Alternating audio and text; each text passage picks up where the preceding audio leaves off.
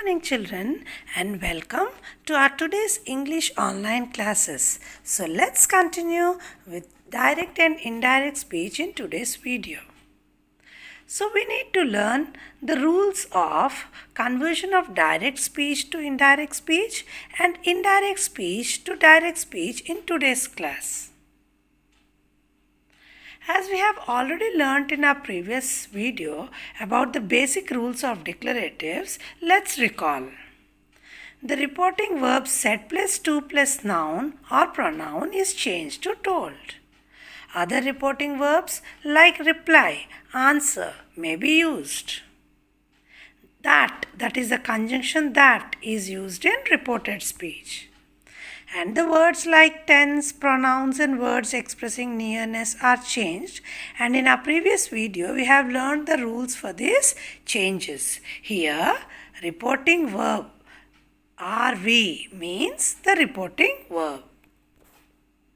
Now let's understand the rules of conversion of direct speech to indirect speech for different kinds of sentences. These sentences are the imperatives, the exclamatory sentences and the interrogatives. So let's begin with the interrogative sentences. The reporting verb is changed into ask, inquire, demand, wonder, want to know and question. So instead of just using the word said or told, we may use these reporting verbs. The interrogative form of the sentence must be turned into a statement. As we have already learned, we do not use the question mark in the indirect speech. Therefore, we need to convert the interrogative form into a statement. The conjunction that is not used with who, whom, what, which, when, where, why and how. So if your sentence, that is your question, begins with a WH word, we call these interrogatives as WH questions. So these are information seeking questions. So if your interrogative sentence begins with a WH question, WH word, then we don't use the conjunction that, but we retain the WH word in the indirect speech. Whether or if must be used in reported speech of yes or no questions. So, when we have yes or no questions, we generally begin with auxiliary verbs, wherein the answer would be yes or no. For such kind of questions, we use whether or if as a conjunction. Words relating to tense or pronouns or nearness are changed. As we have learned for the declarative, the same rules apply for the changes of these tenses, pronouns and verbs related to the nearness. Let's look at an example. Is your father still in Moscow? The girl asked. In the indirect speech, she would say, I asked my friend if his father was still in Moscow. If you clearly see, this is a question which begins with an auxiliary verb and it is an yes or no. It is a yes or no question. Therefore, we use the word whether or if in the indirect speech. Look at the other example. When did you break your leg? So this is an information seeking question and it has begun with the WH word when. And in indirect speech, this would be written as, I wanted to know when Ram had broken his leg. So the word when, the WH word when is retained as it is. And we have not used the conjunction that. Next, the rules of the imperative sentences. Imperatives are the orders, requests, advices and so on. Okay, so the reporting verb is changed into a verb indicating a command, request or advice. So as these are the sentences which talk about commands, orders, requests and advices, therefore the reporting verb that is used is like commanded, requested, ordered, advised and so on. The verb in the reported speech is changed into infinitive.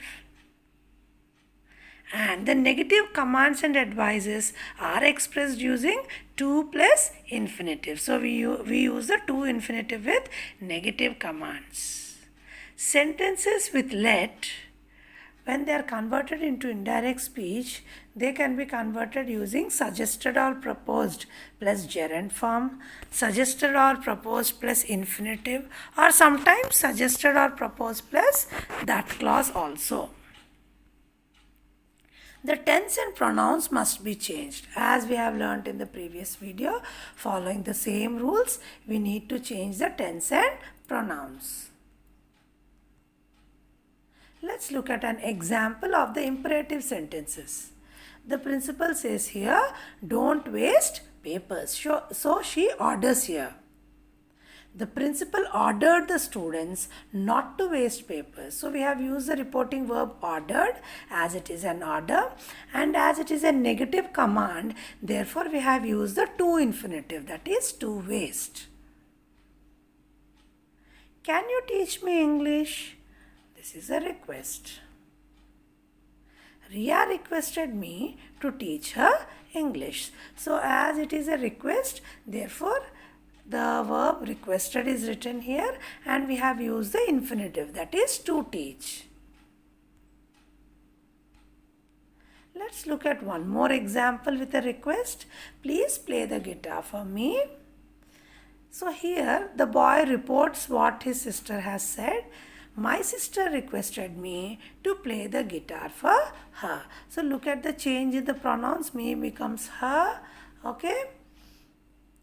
And here as it is please is written, therefore we need to write the reporting verb requested. Next example. Let us set up a small scale industry. So as we have learnt, when a sentence begins with let, we use suggested or proposed.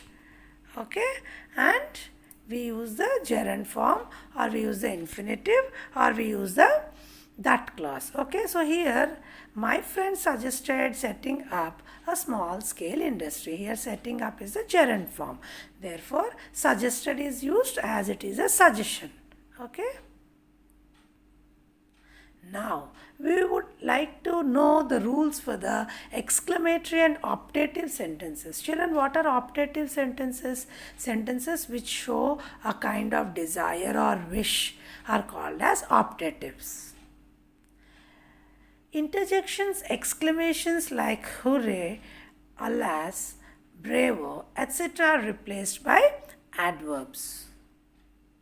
The reporting verb in optative sentences may be changed like this: wish, pray, long for, and desire. So we use these verbs as the reporting verbs, and the interjections, if there are any interjections or exclamations, these need to be removed in the indirect speech and they need to be replaced by the adverbs. The conjunction that is used in the reported speech.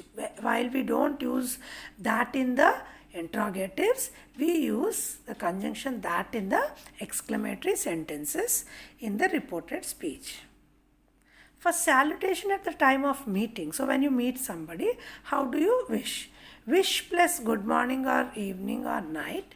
And at the time of departure, we use the reporting verb bid plus goodbye plus to plus object. We use the to preposition along with the object. And finally, the words like what and how are omitted. Sometimes in exclamatory sentences, to show some kind of surprise, we use the words like what and how. So these need to be avoided in the indirect speech, and in place of that, we need to use the appropriate adverb or appropriate reporting verb. The reporting verb is changed into the following. So as there are different kinds of emotions, so these emotions have to be reported in different ways. For example, I exclaimed with regret, I exclaimed with sorrow, I exclaimed with joy, I exclaimed with wonder, I exclaimed with fear, I exclaimed with anger, I exclaimed in surprise, I applauded. So these are some of the reporting verbs that can be used in the exclamatory sentences, as there are different kinds of emotions. Now let's look at an example. So this example makes clear about the use of the exclamatory sentences in the reported speech. Oh, I've hurt my leg, says the boy. The boy moaned with pain that he had hurt his leg. Here, moaned with pain is the exclamation used here. Okay, and the rest of the sentences you can change it according to the tenses and pronouns. We have removed the exclamation, that interjection oh. Oh, what an excellent idea you have got. An exclamatory sentence. That is, Ravi thinks about his friend that she has got an excellent idea, and his friend reports the same what Ravi tells her. Ravi exclaimed with wonder that I have got an excellent idea. Okay, so now here have got the same thing, that I have got an excellent idea. You need not change the tense. Now, rules for indirect to direct speech. Till now we have learned the rules for conversion of direct to indirect speech. Now let's learn the rules for conversion of indirect to direct speech. Use reporting verbs say or said. Make necessary changes to tenses, pronouns, adjectives, time and place words. So the opposite, the vice versa. What we have done for direct to indirect speech, we have to now convert the tenses and the pronouns and the adjectives in the opposite manner. Add inverted commas to the words spoken by the speaker. As we have removed the inverted commas in the indirect speech, for converting back into direct speech, you have to use the inverted commas. For interrogatives, change the statement form back into the question form and then put a question mark. So, we don't put a question mark in the indirect speech, but when you convert from indirect to direct speech, you need to put a question mark to show that it is an interrogative statement. Use the word please in the direct speech where the reporting verb is requested. So whenever you have the reporting verb requested, when you are converting that into the direct speech, we need to add the word please to convey that it is a request.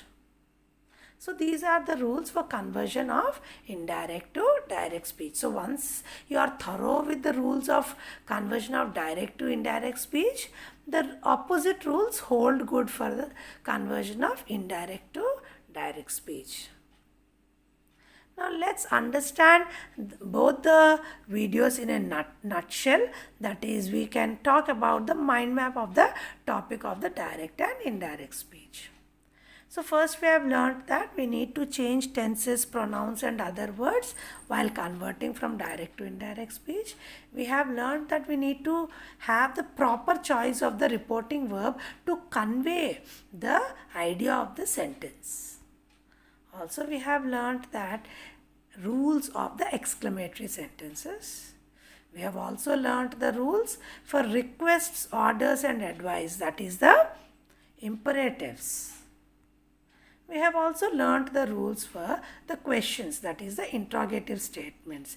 These could be two kinds of interrogatives, the yes or no and the WH, which are the information seeking. So with this, we have clearly understood entirely about the conversion of direct to indirect speech and indirect to direct speech. All these use a set of rules and we need to remember these rules.